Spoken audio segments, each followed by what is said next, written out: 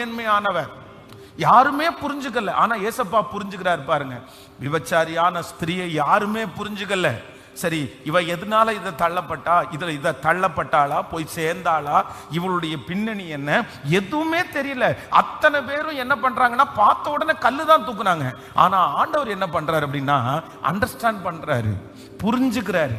என்ன சொல்றாருன்னா, சரி பரவாயில்ல, நீங்க யோவான் 8ஆம் அதிகாரத்தினுடைய 7வது வசனத்தை வாசிக்கும் போது, அவர்கள் ஓயாமல் அவரை கேட்டு கொண்டிருக்கையில் அவர் நிமிர்ந்து பார்த்து, உங்களில் பாவம் இல்லாதவன் இவள் மேல் முதலாவது கல்லறிய கடவன் என்று சொல்லி.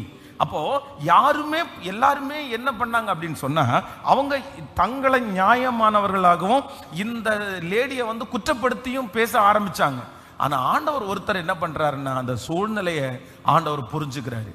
எல்லாரும் கொல்றதுக்கு நினைக்கிறாங்க அப்படின்னு புரிஞ்சுக்கிறாரு. அப்போ நம்முடைய ஆண்டவரிடத்துல இருக்கிற ஒரு பெரிய ஞானம், அவரிடத்துல இருக்கிற ஆவி என்ன அப்படின்னா, அவர் புரிந்து கொள்ளுகிற ஒரு தேவனா இருக்கிறார். நம்முடைய தேவன் யாரு சொல்லுங்க? நம்மை புரிந்து கொள்ளுகிற கர்த்தர். சத்தமா சொல்லுங்க, நம்மை புரிந்து கொள்ளுகிற ஒரு கர்த்தர். நம்முடைய கணவனார் நம்மளை புரிஞ்சுக்கல, நம்முடைய மனைவி நம்மளை புரிஞ்சுக்கல, நம்மளை சுற்றி இருக்கிறவங்க புரிஞ்சுக்கல. ஆனா யார் நம்மளை ரொம்ப புரிஞ்சுக்கிட்டான்னா, இன்னைக்கு நம்ம ஜீவனோடு இருக்கிறதற்கு காரணம் ஆண்டவர் நம்மை புரிந்து கொண்டதுனாலதான், நம்மளை பற்றி அவர் அண்டர்ஸ்டாண்ட் பண்ணதுனாலதான் இன்னைக்கு வரைக்கும் நம்ம உயிரோடு இருக்கிறோமே தவிர, உலகத்திலே இருக்கிற ஒரு மனுஷன் நம்மை அறிந்திருந்தால் நம்மளை இதுக்கு முன்னாடி கொண்டிருப்பாங்க. அப்போ ஆண்டவருடைய ஒரு பெரிய ஆவி என்ன அப்படின்னா, அண்டர்ஸ்டாண்டிங் ஸ்பிரிட், புரிந்து கொள்ளுதலின் ஆவி.